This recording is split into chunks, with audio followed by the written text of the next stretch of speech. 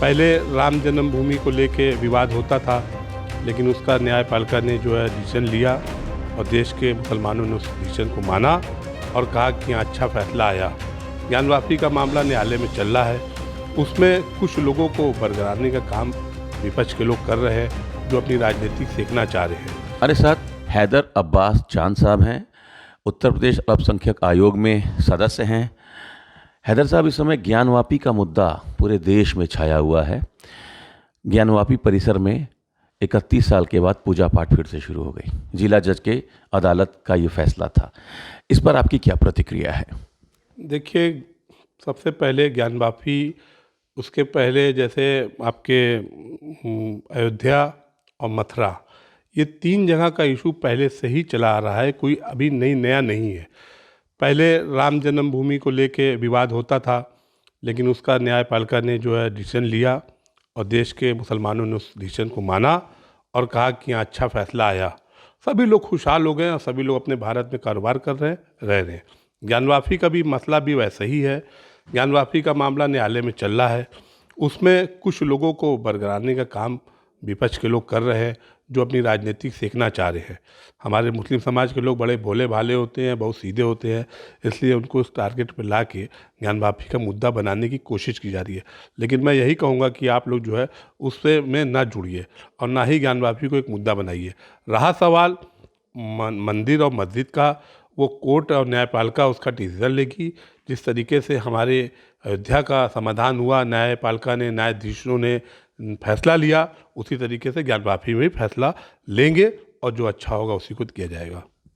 लेकिन जब फैसला आया तो अंजुमन इंतज़ामिया मसाजिद कमेटी ने जुमे के दिन बंद बुलाया, बंद सफल रहा। 50 करोड़ रुपए का नुकसान हुआ कारोबार नहीं होने से। तो बड़ी संख्या में जो अल्पसंख्यक समाज के लोग हैं, मुस्लिम समाज के लोग हैं, वो तो इस फैसले के खिलाफ है। देखिए, कुछ लोग तो जो व्यापारी हैं, जो व्यापार करते हैं, वो कुछ लोग मुझसे बात किए और मुझसे कहने लगे, चांद साहब, एक 6 दिसंबर को हम लोग बंदी करते थे, लेकिन हम लोगों को बड़ा नुकसान हुआ, बहुत नुकसान हुआ। 6 दिसंबर को हम लोग बंदी करते थे, अब वो बंदी समाप्त होने के बाद अब ये ज्ञानवापी की लोग लेके प्रेशर देके हम लोगों की दुकान बंद करा रहे हैं। एक होता है स्वयं इच्छा से बंद करना, एक होता है बंद कराना, ये दोनों में फ़र्क है। एक होता है हम अपने मर्जी से कर रहे हैं, एक होता है कि बंद कराया जाता है। तो बंद कराया जा रहा है, मुस्लिम समाज के कारोबार पे इसका असर पड़ेगा।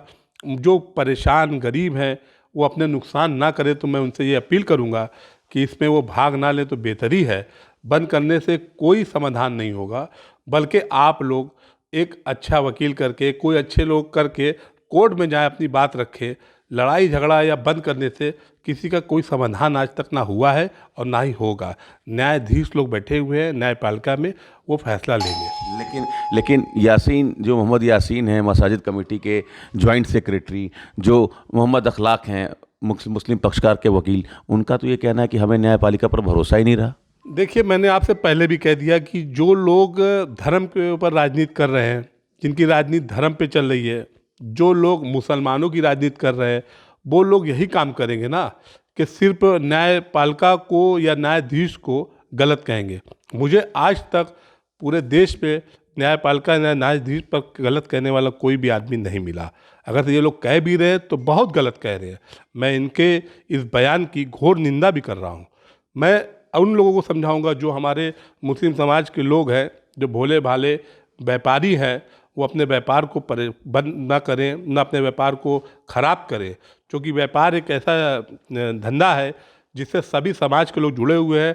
सब लोग उस पर मिलते हैं, जुड़ते हैं, उससे काम करते हैं, एक दूसरे का रोज़ी का ज़रिया है, एक दूसरे का परिवार चलता है, तो अपना कारोबार करें। रहा सवाल मंदिर और मस्जिद का, न्यायाधीश है, न्यायपालिका है। आखिरी सवाल, मुस्लिम समाज के लोग बीजेपी से ज़्यादा जुड़ें, इसको लेकर क्या योजना है? देखिए, 2014 के पहले मुस्लिम समाज के दिमाग में जो गलतफहमियाँ कांग्रेस ने, सपा ने, बसपा ने भरी थी, वो गलतफहमियाँ माननीय देश के यशस्वी प्रधानमंत्री नरेंद्र भाई मोदी जी ने समाप्त कर दी।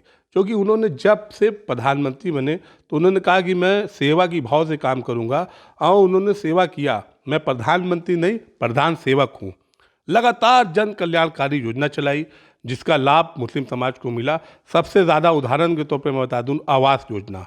आवास योजना, लोगों के पास ज़मीन होती थी लेकिन वो छत नहीं डाल पाते थे। शादी करें कि लड़के को पढ़ाएं, शिक्षा दें, लेकिन उन्होंने बीमार इलाज करें। तो आवास योजना जो सबसे ज़्यादा पूरे भारत में मुस्लिम समाज के लोगों को मिली, उस योजना के लाभ का ही परिणाम था कि 17 में, 19 में, 22 में मुस्लिम समाज ने वोट किया और अब मुस्लिम समाज जो है 24 में भी भारतीय जनता पार्टी को वोट करेगा। हमारे देश के यशस्वी प्रधानमंत्री नरेंद्र भाई मोदी जी को तीसरी बार प्रधानमंत्री बना रहा है। चलिए, तो ज्ञानवापी मसले पर जो चांद साहब हैं, इनका कहना है कि कोई बहकावे में ना आए, रोजी रोजगार पर सबसे ज़्यादा ध्यान दे। मामला न्यायालय में है, फैसला अदालत से आएगा। Amit Singh, TV9 UP, Varanasi.